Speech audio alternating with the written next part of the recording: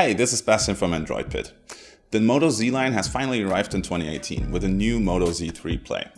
While it still doesn't offer a really big battery, as the first generation did, it still offers a couple of interesting features, like a new dual camera and a new screen. But how good is it really? Let's find out in our full review. In terms of design, the Moto Z3 Play is at the intersection between the Moto G6 Plus and the Moto X4. It's a fairly classic device that won't exactly set you apart from your friends, but the whole concept is quite stylish. Honorable mention goes out to the indigo blue version, and it does sport a quality finish. The rear glass is now more similar to what we saw on the first Moto Z.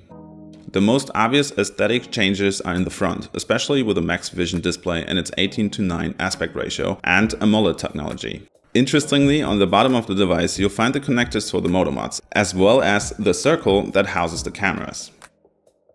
For the third and probably last time, the smartphone is actually compatible with the Moto Mods. So Motorola has indeed kept its promise that it announced while it launched the first Moto Z smartphone.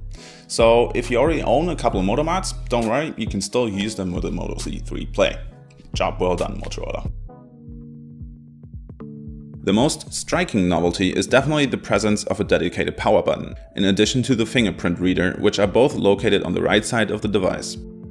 With this design decision, Motorola is making the opposite choice that Sony made in the past when it placed the fingerprint reader and power button in the same button on the side.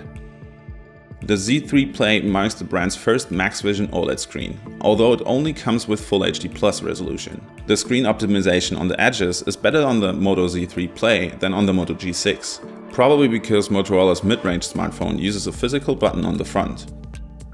Its 6.01-inch size is perfect for all purposes. The AMOLED display also works perfectly with Moto Display. It has all the qualities of an AMOLED screen with deep blacks and very good contrast. The brightness is also top-notch, as are the viewing angles.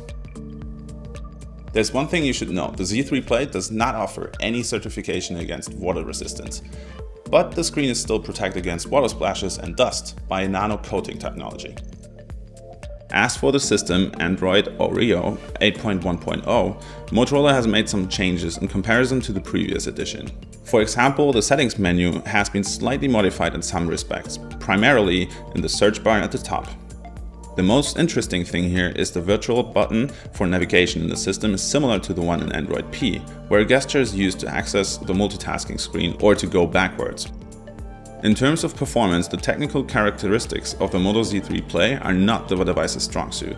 In essence, it has the same specs as last year's model, with 4GB of RAM and 64GB of internal memory. A Snapdragon 636 octa-core processor powers the phone.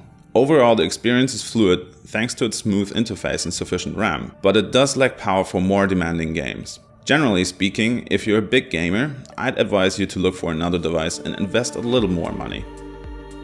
And what about the camera? The Moto Z3 Play houses a dual camera in the rear with 12 megapixels f1.7 and 5 megapixels f2.2 sensors. Although the camera performs better than the Moto Z2 4s and Moto X4, especially with the portrait mode, complete with bokeh effect, on the whole it's rather disappointing.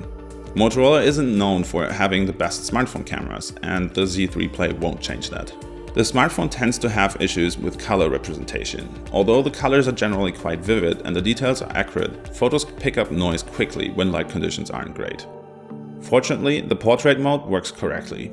In the front, there's an 8 megapixel lens with f2.0 without LED flash. It performs quite well and ensures high quality selfies. Motorola's Play series was known for really good battery life so far, but that has changed last year with the Z2 Play, which only offered 3000 mAh. The newest generation stays true to this principle and also offers the same capacity. But Motorola has a solution. It offers the Power Pack Moto Mod with the Z3 Play. So if you buy one, you get one for free. If you combine both, you would be able to use the smartphone for up to 2 days. But even without it, the battery life is really okay. And it charges super quickly. Finally, as now is the tradition at Motorola, there's no mini jack on this Z3 Play.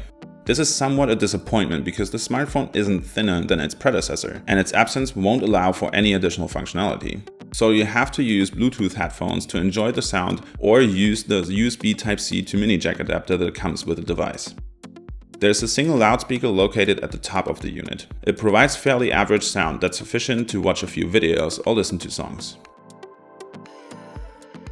The Moto Z3 Play really left me with mixed feelings. Don't get me wrong, it's really a decent smartphone that really does everything you need in 2018 from a smartphone, but at the same time, next to the Moto Mods, there's nothing really special, nothing that makes it stand out from the competition.